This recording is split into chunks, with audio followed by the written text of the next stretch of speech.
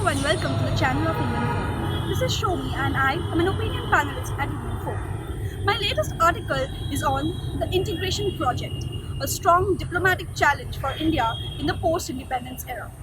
What is the integration project and who was it headed by?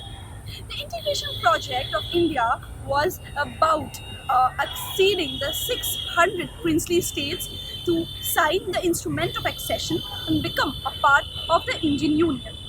This project was single-handedly formulated and implemented in 4 steps by the Union Minister at that point of time, Sardar Vallabhbhai Patel, and his confidant VP Menon.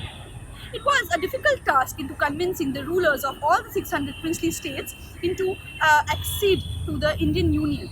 However, this was very cleverly and wittily formulated. And rightly so, in the period of 2 years, within 1947 to 1949, all the states did sign the instrument of accession. What was the justification that was given by the Union Minister for formulating this? He said that there would be only 3 clauses wherein the Union would be taking decisions for those princely states, and it would be in best interest of the states because A, the smallest princely states would not have the kind of resources that would be required to sustain themselves on their own.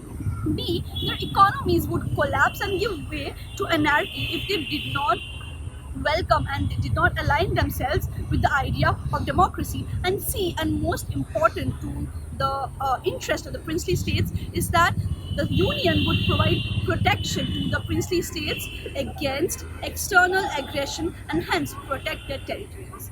There were several steps and it was very carefully curated. The first ever step in convincing and signing the instrument of accession by the rulers of the princely state was merging them. Merging them in the sense that certain smaller states or extremely small princely states were requested and convinced to merge with the adjacent large states so that they could be unified and governed in a better way by the Indian government. Secondly, the second step was democratization, which meant that the states would have to introduce the form of democracy and follow it in order to prevent anarchy from prevailing. C, centralization, as in bringing all the princely states under the umbrella of the central governance. And the last state was seeing to it that the states functioned dynamically.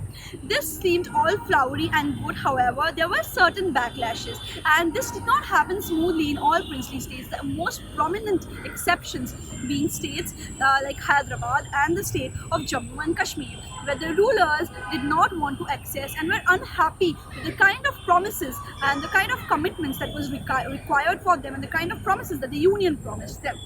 For example, certain princely states were not happy about the disappearance of their state altogether, and certain others were also not happy about the fact that they lost the autonomy to govern their own state, over which they had ruled for such a long time. To read more about the project of India's integration, read my article on Indian Folk. Thank you.